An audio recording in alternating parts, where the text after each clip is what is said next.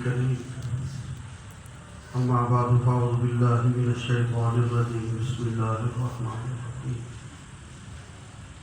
ثم أورثنا الكتاب الذين اصطفينا من عبادنا صدق الله العظيم درود پاک اللهم صل على محمد وعلى آل محمد كما صليت على إبراهيم وعلى آل إبراهيم إنك حميد مجيد اللهم بارك على محمد وعلى آل محمد كما باركت على إبراهيم وعلى آل إبراهيم إنك حميد مجيد عزیز طلباء کرام، طالبات، اساتذہ، معلمات اور ہمارے مہمان خصوصی برادر محترم حافظ عمر فاروق صاحب، اللہ پاک کا ہم سب کو شکر ادا کرنا چاہیے. یہ وہاں سے کرے ختم کر ریکارڈنگ. اللہ پاک نے ہم سب کو دین کے لیے منتخب فرمایا ہے. توجہ سے میری بات کو سمجھنا. دنیا کے اندر جتنے بھی لوگ ہیں، حضرت آدم علیہ السلام سے لے کر آج تک اور قیامت تک جتنی دنیا آ چکی ہے، جتنی دنیا آنے والی ہے، ساری دنیا میں سب سے اعلیٰ درجہ جناب محمد رسول اللہ صلی اللہ علیہ وسلم. آدم علیہ السلام پوری انسانیت کے باپ ہیں، والد ہیں. ہم آپس میں لفظ بولتے ہیں نا، اتنے آدمی، دو آدمی، ایک آدمی. یہ آدمی آدم سے بنا ہے. آدم آگے یا لگا دو، آدمی. ہم سب آدم کی اولاد ہیں. حضرت آدم علیہ السلام، ابراہیم علیہ السلام، یحییٰ علیہ السلام، موسیٰ علیہ السلام، عیسیٰ علیہ السلام، بڑے بڑے پیغمبر آئے. لیکن اللہ پاک نے جو رتبہ اور جو مقام جناب نبی اکرم صلی اللہ علیہ وسلم کو دیا ہے، دنیا میں وہ مقام کسی اور کا نہیں. یہ بات اپنے دل پہ لکھ لو. سارے انبیاء جمع ہو جائیں، صحابہ جمع ہو جائیں، اولیاء جمع ہو جائیں، نمازی جمع ہو جائیں، حافظ جمع ہو جائیں، قاری جمع ہو جائیں، علماء جمع ہو جائیں، جو مقام اور مرتبہ جناب محمد الرسول اللہ صلی اللہ علیہ وسلم کا ہے، وہ دنیا میں اور کسی کا نہیں. محمد کی غلامی دین حق کی شرط اول ہے، ہو اگر اس میں خامی تو سب کچھ نامکمل ہے. اب آگے چلو. اللہ کے نبی جب دنیا میں سب سے اونچا درجہ رکھتے، سر کے بالوں سے پاؤں کے ناخن تک جناب نبی اکرم صلی اللہ علیہ وسلم کا وجود ہے، جسم ہے. اللہ کے نبی کے سر کے بال بھی تھے، پھر آپ کی آنکھیں بھی تھی، پھر آپ کے کان بھی تھے، رخسار بھی تھے، دانت بھی تھے، ہاتھ پاؤں، پورا جسم. سمجھو، میں آپ سے پوچھنے لگا ہوں، انسان کا جو جسم ہے، اس جسم کے اندر پاؤں بھی اس کا حصہ ہے اور ہاتھ بھی اس کا حصہ ہے. پاؤں اور ہاتھ اگر آپ غور کریں گے، ایک طرف پاؤں ہے، ایک طرف ہاتھ ہے، تو دونوں میں سے زیادہ انسان کو جو کام آتا ہے وہ ہاتھ ہے. ہاتھ سے کئی کام آپ کرتے ہیں، پاؤں سے وہ کام آپ نہیں کرتے. پاؤں کا ہی کام ہے، اسے چلنا ہے، صرف دوڑ لگا لے گا، چل لے گا. یہ زیادہ کرے گا جیسے آپ ٹھڈا کسی کو ٹھڈا مار دیں گے اور کیا کریں. ہاتھ سے انسان بہت سارے کام کرتا ہے. تو گویا آپ کہہ سکتے ہیں کہ ہاتھ کا درجہ مقام پاؤں سے زیادہ ہے. ایسے ہے کہ توجہ کرنا.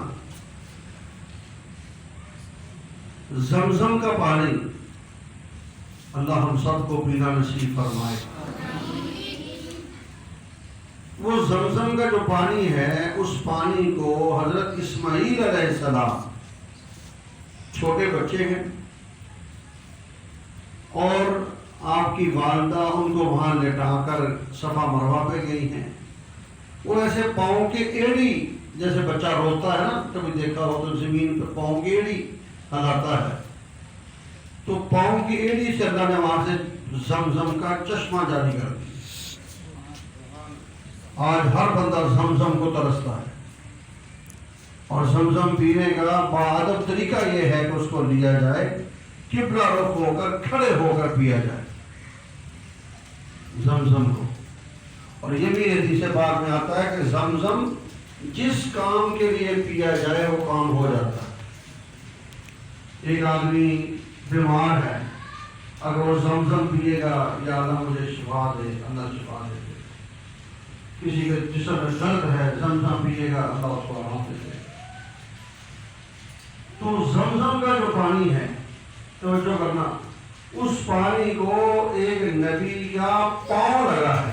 کیا لگا ہے؟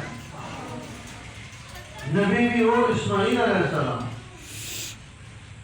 حضرت اسماعیل علیہ السلام ہمارے نبی جناب محمد الرسول اللہ صلی اللہ علیہ وسلم کے برابر مقام میں نہیں ہیں. اللہ کے نبی کا مقام بہت اونچا ہے. اس پیغمبر کے پاؤں لگنے کی وجہ سے زمزم کو اللہ نے کتنا اونچا درجہ دیا.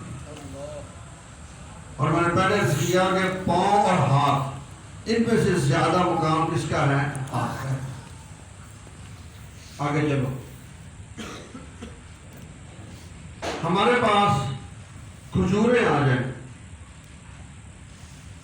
اور پتہ چلے جی مکہ کی کھجور ہے, مدینہ کی کھجور ہے, اور واقع در بھی ہو, تو ہم اس کھجور کو دیکھیں گے, پھر سوچیں گے کھائیں کہ نہ کھائیں. جب ختم ہو جائے گی, مجھے اچھی طرح یاد ہے, آپ کو میں کہوں گا, کبھی بھی ایسی کھجور آپ کو ملے جو مدینے کی نسبت رکھتی ہو, مکے کی نسبت, اس کو فوراً پکڑ کے کھا نہ جاؤ. اس کو پکڑ کر دعا کرو اللہ تعالیٰ سے, دعا کر کے پھر اس کو کھاؤ.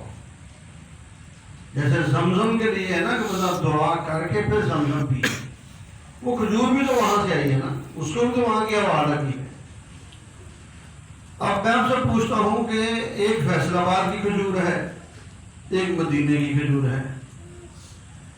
فیصل آباد کی کھجور اونچا درجہ رکھتی ہے یا مدینے کی کھجور اونچا درجہ رکھتی ہے؟ مدینے کی. اب بتا پوچھے بھی وجہ کیا ہے؟ یہاں بھی باغ ہے, وہاں بھی باغ ہے. یہاں بھی اللہ نے ہوا چلائی ہے, وہاں بھی اللہ نے ہوا چلائی ہے. یہاں بھی پانی اللہ نے دیا, وہاں بھی پانی اللہ نے دیا. لیکن مدینے کو صرف اس لیے مدینے کی کھجور کا وزن مرتبہ زیادہ ہے کہ اس کی نسبت ہے جناب محمد الرسول اللہ صلی اللہ علیہ وسلم کے ساتھ, اس لیے وہاں کی کھجور اونچا درجہ رکھتی ہے. ایک اور مثال دیتا ہوں آپ کو. ایک آدمی کو ایک جوتا ملتا ہے اور وہ جوتا پتہ چلا اللہ کے نبی نے 5 منٹ اپنے پاؤں میں ڈالا تھا. اللہ کے نبی نے وہ جوتا 5 منٹ اپنے پاؤں میں, اور واقعتاً یعنی تسلی بخش ہو. اور ایک طرف جوتے کے کارخانہ بھرا ہوا, باٹا, سروس اور جتنی کمپنیاں ہیں سارے, اور ایک طرف ایک جوتا ہے. اب جب آپ سوچ کے دینا آپ نے, اب جو سمجھدار مسلمان ہوگا, جس کے دل میں اللہ کے نبی کی محبت ہوگی, اس کو یہ کہا جائے آپ یہ جوتا لے لو جس کو اللہ کے نبی نے پہنا تھا, یا یہ سارے لے لو. ہزاروں لاکھوں جوتے پڑے ہیں. تو جس کے دل میں اللہ کے نبی کی محبت ہے وہ کارخانہ لے گا یا ایک جوتا لے گا؟ ایک جوتا لے گا. حالانکہ یہ ہزاروں کروڑوں روپے کے جوتے ہیں، اس کی قیمت اتنی نہیں ہے، لیکن اس کی نسبت ہے جناب نبی اکرم صلی اللہ علیہ وسلم. اس لیے یہ کروڑوں روپے کے ہو کر بھی اس کا مقابلہ نہیں کر سکتے. سمجھ آ رہی بات؟ اب آگے چلتے ہیں. جناب نبی پاک صلی اللہ علیہ وسلم، آپ کا جو مبارک جسم ہے، پہلے میں آپ سے پوچھتا ہوں، سر کے بالوں سے لے کر پاؤں تک یہ پورا جسم ہے انسان کا. ہاتھوں کا بھی ایک مقام ہے، پاؤں کا بھی ہے، لیکن یہ جو چہرہ ہے،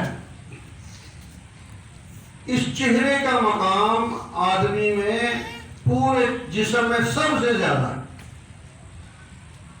کبھی آپ کو مطلب بھٹا مارے تو آپ کیا کریں گے؟ اپنی گوٹا اٹھائیں گے فوراً ایسے کہ میرے منہ دینے لگے.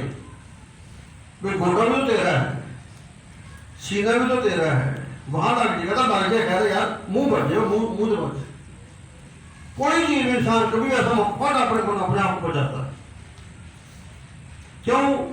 اس کو پتا یہ جو میرا منہ والا حصہ ہے نا، یہ پورے جسم میں سب سے قیمتی، سب سے اعلیٰ ہے. کبھی آپ مارکیٹ میں جائیں، کریم لینی ہے تو یہ نہیں کہ گوڈے پہ لگانی ہے، ہاتھ پہ لگانی ہے، پاؤں پہ، منہ پہ لگانی ہے. کئی لڑکوں کے پرسوں میں کریمیں پڑی ہوں، ٹھیک ہے، پھر لبڑی اور پتہ کیا کیا. خیر، تو یعنی بات یہ ہے کہ انسان کے جسم میں جو چہرے کا مقام ہے وہ ہاتھوں کا بھی نہیں ہے. دیکھو نا، ایسے جب کریں گے بٹا آئے گا تو ہاتھ کو لگے گا نا، یہ بھی تو مارا ہی ہے. وہ کہتے ہیں یار تو برداشت کر، منہ آنکھ بچن دے، منہ بچن دے. یعنی منہ کا جو ہمارا چہرے کا مقام ہے وہ جسم میں سب سے زیادہ ہے. تو ایسے ہے کہ نہیں؟ ایک وہ انسان ہے جس کو اللہ کے نبی کا ہاتھ لگا ہے. آپ کو بات سمجھانا چاہتا ہوں، شاید سمجھ آ جائے گا. اللہ کے نبی نے اس کے ہاتھ سے ہاتھ ملایا ہے. کتنا اونچا بن گیا میرے ہاتھ کو اللہ کے نبی کا ہاتھ لگا ہے بھی حقیقت، ٹھیک ہے. لیکن ایک بندے کو وہ چیز ملے جو اللہ کے نبی کے چہرے سے نسبت رکھتی ہو. سمجھو، ہم جو قرآن پڑھتے ہیں، ایک تھوڑا سا واقعہ سنو پھر آپ کو اور بات سمجھ آ جائے. ہمارے بزرگ گزرے ہیں شاہ اسماعیل شہید، سب کو رحمت اللہ علیہ. انڈیا میں، یہ پاکستان بننے سے پہلے کی بات ہے، انہوں نے جلسے کا اعلان کر دیا، اشتہار چھپا دیے. ان کے مقابلے میں دوسرے بندوں نے اپنا جلسہ رکھ دیا، توجہ کرنا، اور اعلان کر دیا کہ ہم نبی پاک صلی اللہ علیہ وسلم کے منہ مبارک، بال مبارک، نبی پاک صلی اللہ علیہ وسلم کے بال مبارک کی زیارت کرائیں گے. دوسروں نے یہ کہا. انہوں نے کہا کہ ہم جلسہ کریں گے. اچھا، لوگوں نے کہا یار وہاں منہ مبارک کی زیارت ہو رہی ہے، تلاوت سنتے رہتے ہیں، نعتیں سنتے رہتے ہیں، تقریر سنتے رہتے ہیں، چلو اللہ کے نبی کے بال مبارک کی زیارت کرتے ہیں. مجمع ہوتا چلنا شروع ہو گئے. اب ان کے دل میں اللہ نے پھر یہ بات ڈالی، انہوں نے اعلان کر دیا کہ ہم منہ مبارک سے بڑی بات آپ کو سنائیں گے. منہ مبارک سے بھی بڑی بات آپ کو سنائیں گے. لوگ پھر سب ادھر آگے جا رہے تھے، کیا کریں گے. انہوں نے مجمع آ گیا، قرآن پڑھا، قرآن کا ترجمہ پڑھا، تفسیر پڑھی، 3-4 گھنٹے تقریر ہوئی، جلسہ ختم ہو گیا. اور کہہ دیا کہ یہ جو ہم نے آپ کو قرآن پڑھ کے سنایا ہے اس قرآن کا مقام اللہ کے نبی کے بال سے بھی زیادہ ہے، اور ہے بھی حقیقت۔ صبح کو ان کے خلاف دوسرے بندوں نے پرچہ کرا دیا، ان کو گرفتار کرو جی، انہوں نے گستاخی کی ہے۔ جج نے بلا لیا، جج انگریز تھا۔ ہاں جی مولانا آج اس طرح بات ہوئی، فرمایا بالکل، تو آپ کو یہ پرچہ دیا گیا ہے۔ وہ جج انگریز ضرور تھا، لیکن انگریز ہونے کے باوجود انصاف کرتا تھا۔ یہ جو آج ہمارا حال ہے یہ نہیں تھا، ادھر سے 2 لاکھ مل گیا، ادھر فیصلہ ادھر 5 کی طرف فیصلہ ہو گیا۔ وہ کہتا نہیں، فیصلہ انصاف کا کرنا ہے۔ تو اس نے کہا کہ اب کیا کریں، اب توجہ کرنا۔ شاہ اسماعیل شہید رحمۃ اللہ نے کہا کہ جج صاحب، ان لوگوں نے جس بال کی زیارت کرائی ہے، یہ اللہ کی قسم اٹھا کر کہیں کہ اللہ کے نبی کا بال ہے۔ سیدھی سی بات ہے، اللہ کے نبی کا بال کیا کہ زیارت کرا رہے ہیں نا۔ جیسے بادشاہ مسجد میں آج جاؤ تو وہاں چیزیں پڑی ہوئی ہیں نا، کنفرم تو نہیں ہوئی بھی، لوگ کہتے ہیں پر ٹھیک ہے۔ کوئی بندہ قسم اٹھا سکنا، پتہ نہیں یار قسم ہے۔ جج نے کہا ہاں بھائی اٹھاتے قسم کہ یہ جو بال ہے اللہ کے نبی کے جسم کا بال ہے، قسم اٹھاتے ہو؟ چپ ہو گئے۔ حضرت نے فرمایا کہ میں قسم اٹھاتا ہوں، اللہ کی قسم، میں نے جو رات ان کو قرآن سنایا ہے یہ وہی قرآن تھا جو اللہ کے نبی پڑھا کرتے تھے۔ یہ وہی قرآن تھا جس کی تلاوت اللہ نے کی ہے، جس کی تلاوت اللہ کے نبی نے کی ہے، جس کی تلاوت صحابہ نے کی ہے، جس کی تلاوت آج تک اولیاء اللہ کرتے آئے ہیں، بلکہ جس کی تلاوت جبرائیل علیہ السلام نے کی ہے۔ میں قسم اٹھاتا ہوں۔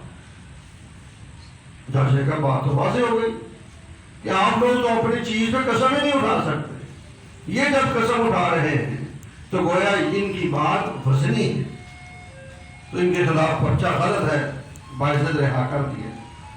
اب سمجھو بات، سکول میں جو کتابیں پڑھائی جاتی ہیں، ریاضی ہے، انگلش ہے، سائنس ہے، آج کل پتہ نہیں کیا کیا بلائیں نکل آئی ہیں، کیا کیا مضامین بنے ہوئے ہیں، ساری کتابیں ایک طرف ہو اور قرآن پاک ایک طرف ہو۔ آپ ایمانداری سے جواب دیں، اپنے دل سے پوچھ کر، ان ساری کتابوں کا مقام زیادہ ہوگا یا قرآن کا مقام زیادہ ہوگا؟ قرآن کا۔ اور آپ سب یہاں کیا کرنے آئے ہیں؟ قرآن پڑھنے۔ ایک طرف 100 بندہ کھڑا ہے جو سکول پڑھ رہا ہے، توجہ کرو میری طرف، ایک طرف 100 بندہ کھڑا ہے جو کیا کر رہا ہے؟ سکول پڑھ رہا ہے۔ ایک طرف ایک آدمی کھڑا ہے جو قرآن حفظ کر رہا ہے۔ ان سکول والوں کا مقام زیادہ ہوگا یا حفظ کرنے والے کا مقام زیادہ ہوگا؟ اور آگے چلو، ایک طرف 1000 بندہ کھڑا ہے جو کالج میں پڑھ رہا ہے، یونیورسٹی میں پڑھ رہا ہے، اور ایسے بے شمار ہیں جو ایم اے تک چلے گئے ہیں، ان کو قرآن نہیں آتا۔ مجھے یاد ہے میں سرگودا میں تھا، 2003-04 کی بات ہے، تو مجھے وہاں بھیجا، یہ جو افسر، فوج کے افسر بنتے ہیں نا، یہ جب نئے ہوتے ہیں یہ وہاں 8ویں کر کے جاتے ہیں، پھر 10ویں وہاں کرتے ہیں اس کالج میں، کیڈٹ کالج، کیڈٹ کالج۔ تو مجھے کہا کہ ان کا امتحان آپ نے لینا اسلامیات، 40-50 لڑکے لڑکیاں تھے۔ جب امتحان دیا تو انہوں نے 2-3 حافظ تھے، وہ جو 2-3 حافظ تھے وہ تو صحیح سنایا، باقی سارے جیسے پڑھتے ہیں، اللہ احد اللہ الصمد لم یلد ولم یولد ولم یکن لہ کفوا احد، اللہ ہمارے ہاتھ پہ رحمت فرمائے۔ تو یہ تو میں نے پھر بھی صحیح پڑھا ہے، کہیں تو ایسے بے ایمان ہے وہ قرآن ہی بند پڑھ دے، لفظ مجھنے کا کچھ پڑھ دیتے ہیں، حتیٰ یبلغ الحدی محلہ، کیا پڑھتے ہیں؟ محلہ، یاد ہے نہیں؟ یہ تو پھر بھی کہتے ہیں وہ لفظ ہی غلط بنا دیتے ہیں، اور سمجھ آ رہی بات؟ تو میں نے بعد میں جو وائس پرنسپل تھی عورت تھی، میں نے کہا جی میں ریزلٹ اس کا دینا ہے، لیکن یہ تو بڑا عجیب حال ہے، کہتے ہیں سب آپ نے جو لکھنا لکھ دیں، بس چھوڑے تفصیل کو۔ میں کہا لے کے آ کے اپنے حساب سے رزلٹ دوں۔ یعنی میرا کہنے کا مقصد یہ ہے کہ وہ بڑے بڑے افسر بن رہے ہیں، لیکن قرآن پڑھنا، وہ بولو قرآن پڑھنا، وہ 100 ہو یا 1000 افسر ہو، اور ایک طرف ایک وہ بچہ کھڑا ہے جو قرآن صحیح پڑھتا ہے۔ توجہ، ادھر 1000 کتاب ہو، ادھر ایک قرآن ہو، وہ 1000 کتاب کا درجہ زیادہ ہے یا قرآن کا درجہ زیادہ ہے؟ ادھر 1000 افسر کھڑا ہے اور ادھر ایک حافظ قرآن کھڑا ہے جس کو قرآن آتا ہے، یاد ہے، اس 1000 افسر کا مقام زیادہ ہوگا ایک حافظ قرآن کا۔ تو آپ سب کو اللہ نے اسی لیے یہاں بھیجا ہے، اس لیے آپ کسی دوسرے کو دیکھ کے پریشان نہ ہوا کرو، اور جب اس پہ آپ خوش ہوں گے پھر اللہ پاک آپ کو پتہ نہیں کہاں لے جائیں گے انشاءاللہ۔ سوچ بھی نہیں ہوگی آپ کی، اس قرآن کا جب آپ احترام کریں گے، عزت کریں گے اور خوش ہوں گے کہ اللہ تعالیٰ شکر ہے میرے سینے میں قرآن ہے۔ کہتے ہیں ایک آدمی تھا، اس کا بچہ، وہ خود عالم تھے، نیک تھے، بچہ ان کا کمزور تھا، یعنی ذہن کے لحاظ سے، تو وہ بار بار بچے کو پڑھاتے، حفظ کر جا، سب یاد کرتا، بھول جاتا، پریشان تھے، دعا بھی کرتے جانا اس کو قرآن کا حافظ بنا، لیکن نہیں بنتا تھا۔ اس کا جو دوست تھا، اس کا بچہ حافظ قرآن، اور وہ جو دوست تھا وہ اپنے حافظ بچے کو گالیاں دیتا تھا، یعنی وہ کام کاج نہیں کرتا تھا، جو تھوڑا کرتا ہوگا، بددعائیں دینا، گالیاں دینا۔ وہ آگے بتاتا، استاد میرے ابے کو سمجھاؤ، مجھے اتنی گالیاں دیتا ہے، کیا کروں؟ پھر کہ اچھا وجہ کیا؟ کہتا بس پیسہ، میں پیسہ کہاں سے لاؤں؟ جتنا میری ہمت ہے میں کما کے دے دیتا ہوں، اب جھوٹ فرار 2 نمبریاں مجھ سے نہیں ہوتی، میں کیا کروں؟ وہ مولوی صاحب نے اس بچے کے باپ کو بلایا، اپنے دوست کو، اس کو کہا میری بات سنو، اور جیب سے بینک کا چیک نکالا، جو بینک کا چیک ہوتا ہے نا، اس پہ جتنے پیسے لکھو، آپ کے اکاؤنٹ میں پیسے ہوں صحیح، اگر آپ کے اکاؤنٹ میں کروڑ روپے پڑا، کروڑ روپیہ، یعنی کوئی 1 کروڑ روپیہ، نیچے اپنے سائن کرو، وہ بینک والے جو بھی چیک لے کے جائے گا اس کو کروڑ روپیہ اٹھا کے دے دیں گے، آپ نے سائن کیا، آپ مانگ رہے دے دیں گے۔ اس نے کہا مولوی صاحب نے جی میرے اکاؤنٹ میں اتنے لاکھوں روپیہ پڑا ہوا ہے، یہ چیک ہے، اس پہ جتنی مرضی لاکھ لکھ لو، 10 لاکھ لکھ لو، 20 لاکھ لکھ لو، 50 لاکھ لکھ لو، اور مجھے ایک دعا دل سے دے دو، ایک دعا مجھے، وہ کیا؟ وہ بھی حیران کہ وہ دعا کون سی ہے کہ جس کے لیے مجھے لاکھوں روپے آپ دے رہے ہیں؟ کہتے ہیں وہ دعا یہ ہے کہ آپ کا بچہ حافظ قرآن ہے، اس کو آپ گالیاں دیتے ہیں، اس کاغذ پہ دعا یہ مجھے کر دو کہ جو آپ کے بچے کے سینے میں حفظ قرآن کی دولت ہے، اللہ اس کے سینے سے نکال کر میرے بچے کے سینے میں ڈال، یہ دعا مجھے دل سے کر دو اور لاکھ روپے دے۔ پھر اس کی آنکھیں کھلی، نہ